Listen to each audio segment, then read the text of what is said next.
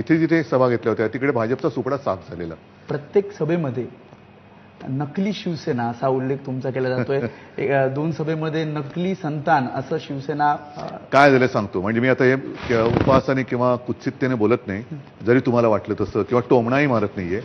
शेवटी मोदी सुद्धा माणूस आहेत आणि गेले 10 वर्ष ते झोपले नाही असं म्हणतात. आता न झोपण्याचे दुष्परिणाम हे शरीरावर होतात, हे माझं मत नाहीये, डॉक्टरांचं मत आहे. मेंदूला क्षीण येतो, मेंदू थोडा भ्रमिष्ट होतो. आपण काल काय बोललो ते आज आठवत नाही, आज काय बोललो ते उद्या आठवत नाही. आता त्यांना थोडी विश्रांतीची गरज आहे आणि भारतीय जनता पक्षाने एवढं निर्दयीपणाने त्यांच्याशी वागू नये.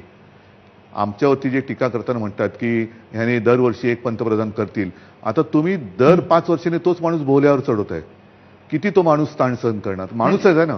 बरं, आता त्याच्यात पातंजलीची तेलं पण काय उपयोगाला येत नाहीत.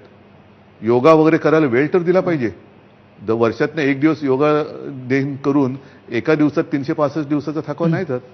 नकली संतान यासाठी ते म्हणतात कारण तुम्ही बाळासाहेबांचे विचार सोडले आणि खरे विचार हे एकनाथ शिंदे पुढे घेऊन जातात, म्हणून ते नकली संतान. त्यांच्या मेंदूला ताण पडलेला आहे, त्याच्यामुळे त्यांना आता ते विसरलेत की 2014 साली आणि 19 साली एकनाथ शिंदेनी सही नव्हती केली पंतप्रधान पदासाठी. मोदी पंतप्रधान व्हावे मी केली होती ती. त्याच्यामुळे मी गेल्या आठवड्यात पण बोललो होतो की जो शिवसेनेला नकली म्हणतो तो बेअकली आहे. कारण ज्याला एकदा सांगून कळत नाही आणि गाढवा पुढे वाचली गीता, काय उपयोग आहे? त्याच्यामुळे मी त्याच्यावरती काय उत्तर देणार? लोक ठरवतील. काँग्रेस सोबत तुम्ही गेलात, त्याच्या